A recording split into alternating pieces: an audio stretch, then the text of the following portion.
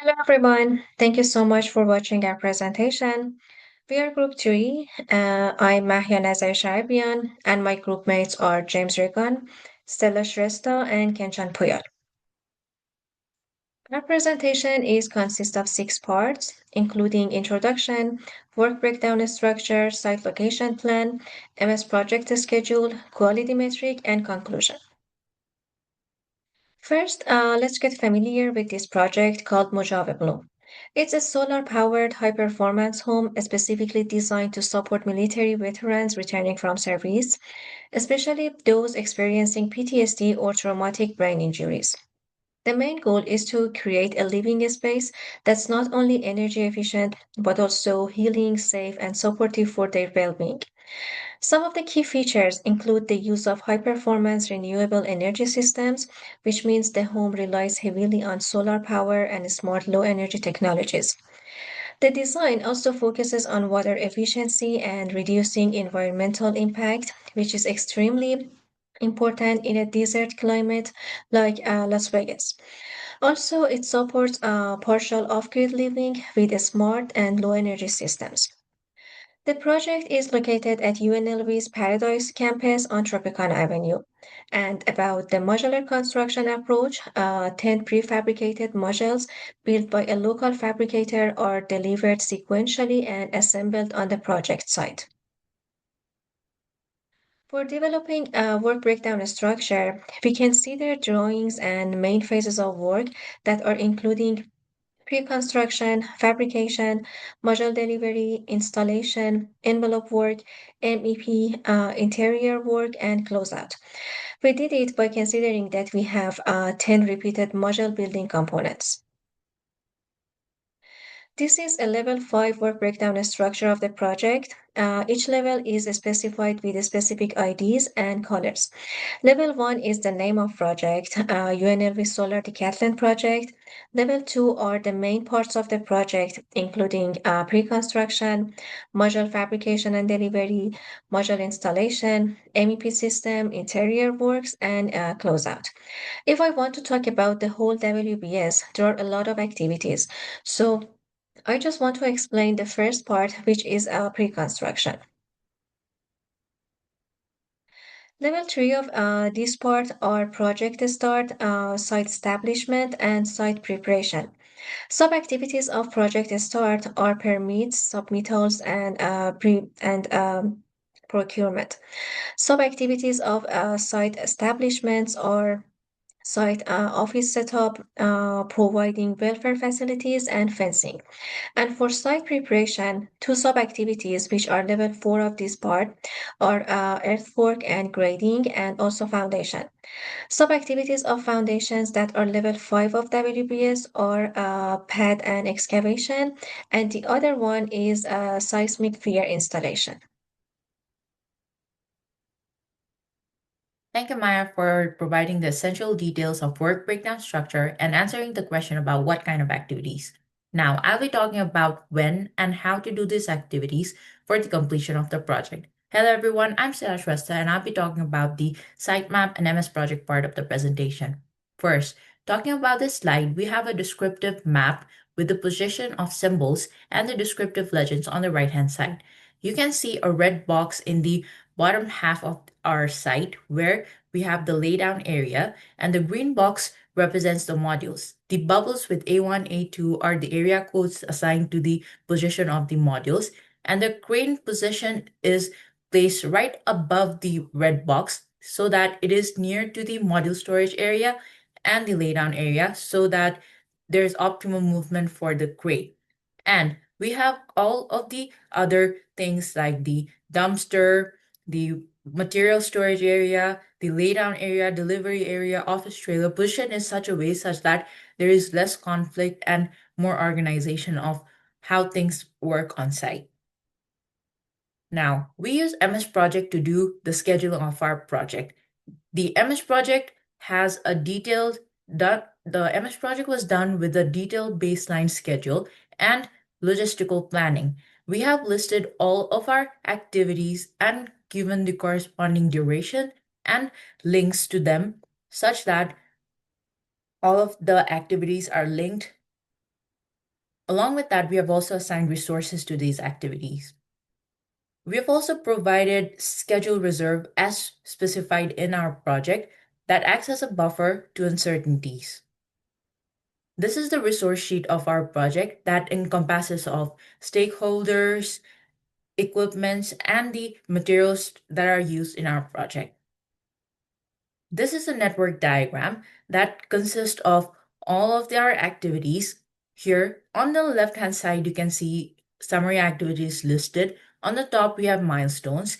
We have a reporting date of November 24th, and that means that all of the activities before that date are completed. As you can see the zoom box, here we have a red node representing the critical activity and the blue node representing the non-critical activity. Critical activity, if completed, is represented by a single dash. Non-critical activity, if completed, are represented by double dash. And after this, we have a detailed Gantt chart. Thank you. Thank you, Stella, for explaining our MS schedule. Now we'll go through the result of our metric analysis assessment, where we have the metric analysis table, where we have metrics, which is a quantifiable, simple, and understandable measure used to compare the performance. We have threshold, which serve as the maximum or minimum value as the benchmark for the comparison, and a baseline schedule, which is a benchmark against which the project performance is measured, and an updated schedule, which is the current status of the project after the changes is applied. We began our assessment by using baseline schedule as our project benchmark, where we got 22 metrics pass out of 30 metrics, and after updating the schedule we got about 24 metrics pass out of 30 metrics. This improvement reflects significant enhancement in how the project can withstand risk and delay. The key observation obtained from the metric analysis assessment were about 40% of the activities of the baseline schedule were on the critical path, which reduces the flexibility of the project and increases the risk of delay.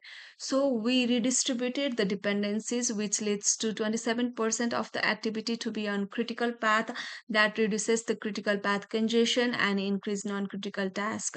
These changes enhance the schedule resilience and improve the project efficiency.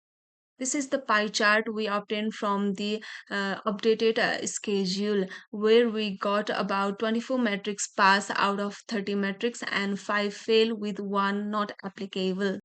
This is the detail table we got from the updated schedule, where we have project dates, schedule details, activity status count, and relationship type count, where project date include report date, notice to proceed, and estimated finish date, and schedule details have number of activity, where we have 119 activities, number of milestones, number of relationship, number of activities with resources, and activity status count we have not started 69 activities, and in progress we have 2 activities, among which 97 activities are completed, and the relationship count we have only finish to start relationship among the finish to start, finish to finish, start to start, and start to finish relationship. Thank you, Kanchan. I'm James Ragan.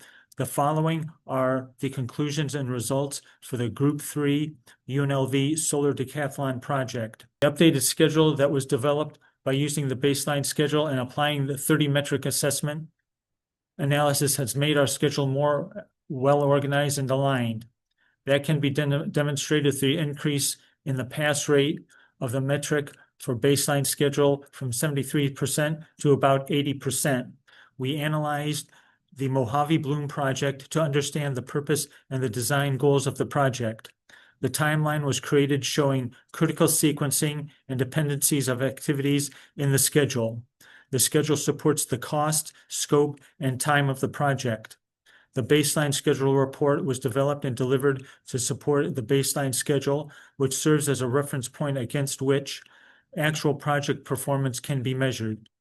A reliable schedule was created by capturing all activities in the formation of the work breakdown structure, with a majority of the predecessor and successor tasks joined with finish to start relationships and constraints and lags minimized.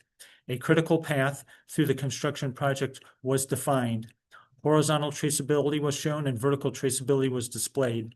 The construction build-out phase of the project includes summary activities. Group 3 produced and delivered. The schedule quality metrics were established to show how reasonable a schedule is and to determine if activities met the threshold parameters. The activity metrics were analyzed for a baseline schedule and an updated schedule. There was an improvement in the schedule through metrics analysis. The schedule shows linear scheduling for the sequence of similar activities. For example, the ordering, delivery, and erection of modules. The schedule supports key project indicators of cost, schedule, quality, safety, and teamwork. Although compared to the baseline schedule, there's been an improvement in the number of critical activities that were previously 40% and that were brought down to 27%. But to pass the metric, this number should be brought into the 15 to 20% range. This can be done by updating the lengths of the activities, breaking off activities with long durations, developing more parallelly linked activities, add additional float, and also conducting regular supervision to ensure that the project goals are met. Our reference was the AAC EI 38R06 documenting the basis of the schedule. Thank you for listening.